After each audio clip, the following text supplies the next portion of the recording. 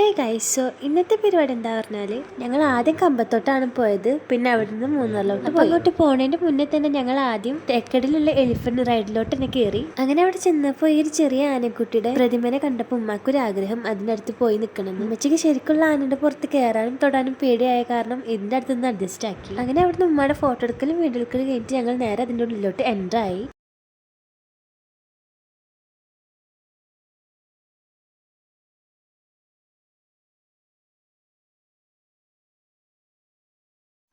അങ്ങനെ അതിൻ്റെ ഉള്ളിലോട്ട് കയറിയപ്പോഴാണ് ഈ ഒരു സംഭവം കണ്ടത്.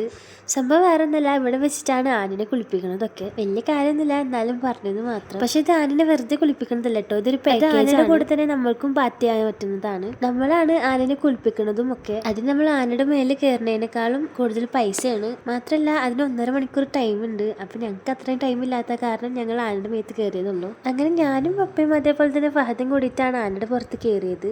അങ്ങനെ ഞങ്ങൾ രണ്ടും കയറിയതിന് ശേഷമാണ് പപ്പ കയറിയത്. അപ്പോൾ തന്നെ എൻ്റെ സൈഡിലോട്ട് ചെരിഞ്ഞു പപ്പയുടെ വെയിറ്റ് കാരണം. അങ്ങനെ ഞങ്ങൾ എല്ലാവരും കയറിയതിന് ശേഷം ആന നടക്കാൻ തുടങ്ങി. സംഭവം ഫസ്റ്റ് ടൈം ഒന്നല്ല ഞങ്ങൾ കയറുന്നത്, മുന്നേ കയറിയിട്ടുണ്ടായിരുന്നു. പക്ഷെ ഞങ്ങൾ ചെറുതാകുമ്പോഴാണ്. ഉമ്മക്ക് ആനയുടെ മേത്ത് കയറാൻ പേടിയായ കാരണമാണ് ഉമ്മ അവിടെ അങ്ങനെ നിൽക്കുന്നത്. ആന ഫഹദാണെങ്കിൽ ഫ്രണ്ടിലിരുന്നിട്ട് ആനയുടെ പെർമിഷൻ വാങ്ങിയിട്ടാണ് ആനനെ തൊടുന്നത്. ആനനെ ഞാനൊന്ന് തൊട്ടോട്ടെ എന്ന് പറഞ്ഞിട്ടാണ് അവൻ തൊടുന്നത്.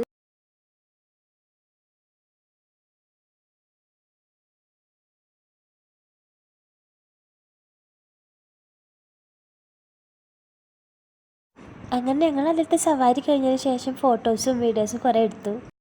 പേടിച്ച് മാറി നിന്നിരുന്ന ഉമ്മ മുതൽ കാറിൽ പോയിട്ട് പഴം എടുത്തു വന്നിട്ട് ആനക്ക് കൊടുക്കാൻ തുടങ്ങി. ഫസ്റ്റ് ഒക്കെ ആൾക്ക് ഭയങ്കര പേടി ഉണ്ടായിരുന്നെങ്കിലും പിന്നെ ഓക്കെ ആവാൻ തുടങ്ങി. പിന്നെ ഞങ്ങൾ പോയപ്പോൾ ഈ ഒരു ആന മാത്രമേ ഉണ്ടായിരുന്നുള്ളൂ. ബാക്കിയുള്ള 5-6 ആനകളെ പൂരത്തിന് വിട്ടിട്ടുണ്ടായിരുന്നു. അങ്ങനെ അതെല്ലാം കഴിഞ്ഞതിന് ശേഷം ഞങ്ങൾ നേരെ തമിഴ്നാട് ബോർഡർ കടന്നു. എന്നിട്ട് ആദ്യം ഞങ്ങൾ പോയത് മുന്തിരിത്തോട്ടത്തിലോട്ടാണ്.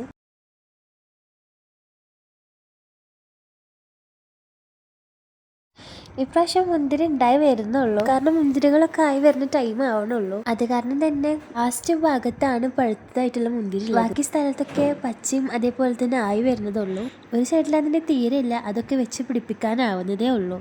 അങ്ങനെ ലാസ്റ്റ് ഞങ്ങൾ അതിന്റെ അറ്റത്തോട്ട് എത്തി. അവിടെയാണെങ്കിൽ നല്ല പഴുത്ത മുന്തിരികളൊക്കെ ഉണ്ടായിരുന്നു. പക്ഷെ നമുക്കത് പൊട്ടിക്കാനോ അതേപോലെ തന്നെ ടച്ച് ആക്കാനോ ഒന്നും പാടില്ല. ഒരു സൈഡിൽ ഇങ്ങനത്തെ മുന്തിരി, വേറൊരു സൈഡിൽ ജ്യൂസ് മുന്തിരിയൊക്കെയാണ്. മാത്രമല്ല അവിടെ തന്നെ ഈ ഒരു മുന്തിരി വെച്ചുണ്ടാക്കുന്ന വൈനും ഉണ്ട്. ഇവിടുത്തെ മുന്തിരി പൊട്ടിച്ചു കൊണ്ടുപോയിട്ട് ആ ഒരു ഫാക്ടറിയിൽ നിന്ന് ഉണ്ടാക്കിയിട്ട് ഇങ്ങോട്ട് ഇമ്പോർട്ട് ചെയ്യാണ് ചെയ്യുന്നത്. അങ്ങനെ ഞങ്ങൾ അവിടെ തന്നെയുള്ള പാർക്കിലോട്ട് കയറി. ആടാൻ പറ്റുന്നില്ല, കാല് എത്തുന്നില്ല. പക്ഷെ ഉമ്മച്ചിക്ക് ആടാൻ പറ്റുന്നുണ്ട്, കാരണം മനക്കാളും 1.5 അടി നീളമുള്ള ഷൂ ആണ്.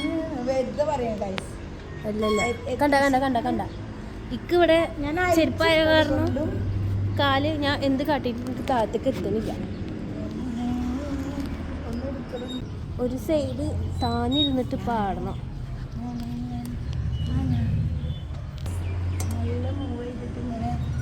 ഞാൻ കാണിക്കാൻ വേണ്ടി ചെയ്തതാണ്. തല ഇറങ്ങി ശ്രദ്ധിക്കാൻ വരുന്നു. വേണ്ടാത്ത പണിക്ക് ഞാനടി തല ഇറങ്ങണ്. എനിക്കൊക്കെ നാട്ടി വരുമോ?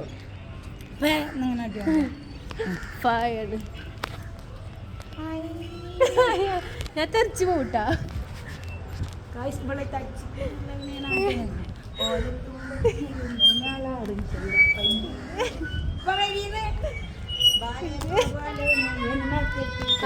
അവര് വൈനൊക്കെ വാങ്ങി.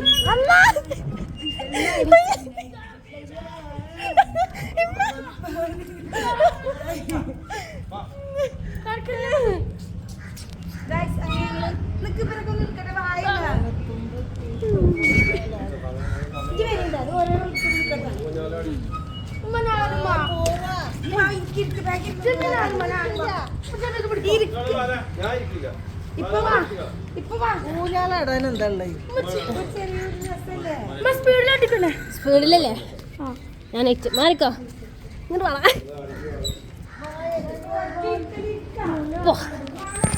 അതല്ല കല്ലുള്ള കാരണം മുന്തിട്ട് പോണില്ല.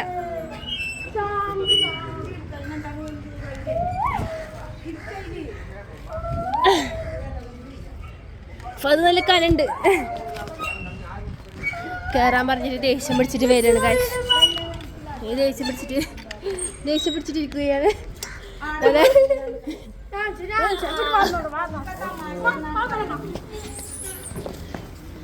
ആടാൻ പറഞ്ഞതിന് ദേഷ്യമാണ് അത് കാണുന്നത് മുഖത്ത്. ഇതൊക്കെ. മൂക്കുമ്പലാരെ പിടിച്ച അതാണ്. കണ്ണാടി വീണപ്പോ ചിരിച്ച്. നമുക്ക് നോക്ക് guys. പേടി. അടുത്ത്. മല വിളിക്ക്.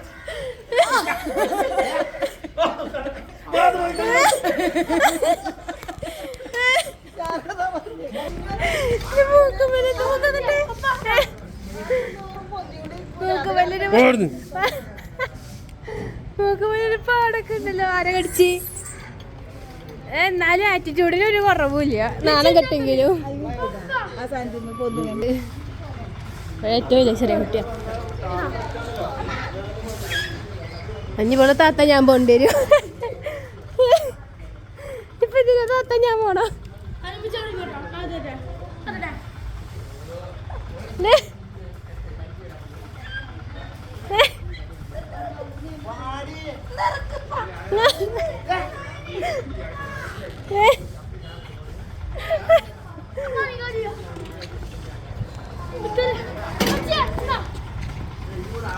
അടുത്ത് തരാ ബാമ്മ പോവാ. ഇനി ചെറിയ കുട്ടിയെ വിളിച്ചാൽ വരില്ല.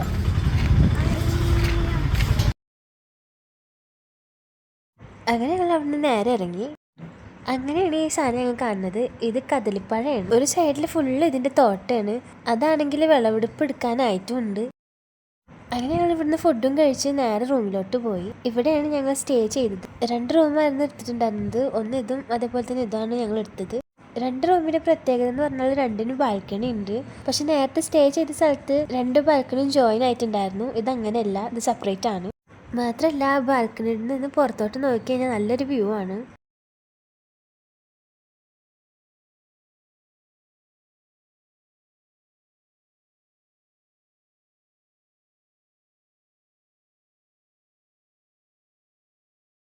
ഇത് ഞങ്ങൾ സ്റ്റേ ചെയ്ത റിസോർട്ടിൻ്റെ അടുത്തുള്ള ഒരു തേയിലത്തോട്ടമാണ്. അങ്ങനെ ഞങ്ങൾ അതിൻ്റെ ഉള്ളിലൂടെ കുറേ നടന്നു. കുറേ ഫോട്ടോസും അതേപോലെ തന്നെ വീഡിയോസൊക്കെ എടുത്തു. പിന്നെ ഈ പോണത് എൻ്റെ ഉമ്മയുടെ ഉമ്മയാണ്. ആൾ ആദ്യമായിട്ടാണ് മൂന്നാറും തേക്കടിയും ഒക്കെ കാണുന്നത്. അതിൻ്റെ വലിയ എക്സൈറ്റ്മെൻറ്റിലാണ്. മാത്രമല്ല ആൾക്ക് ഇങ്ങനത്തതൊക്കെ ഭയങ്കര ഇഷ്ടമാണ് കാണാൻ. ആ ടൈമിലാണ് അതിൻ്റെ അവിടെ തന്നെ നിന്നിരുന്നൊരു മരത്തിൽ ചെറിയ ബെറീസ് കണ്ടത്. നിറച്ചും ബെറീസാണ് ഈ മരത്തിൽ. പക്ഷെ കയ്യെത്തുന്ന ദൂരത്ത് ഇത് മാത്രമേ ഉള്ളൂ, ബാക്കിയൊക്കെ മേലോട്ടാണ്. അങ്ങനെ ഞങ്ങൾ അതൊന്ന് കഴിച്ചു. അതൊക്കെ കഴിച്ചതിന് ശേഷം ഞങ്ങൾ നേരെ റൂമിലോട്ട് പോയി. അപ്പോൾ ഇന്നത്തെ വീഡിയോ ഇത്രേ ഉള്ളൂ. ഇഷ്ടപ്പെട്ട ലൈക്ക് ചെയ്യാനും സബ്സ്ക്രൈബ് ചെയ്യാനും മറക്കല്ലേ. അടുത്ത വീഡിയോസായിട്ട് വീണ്ടും കാണാം.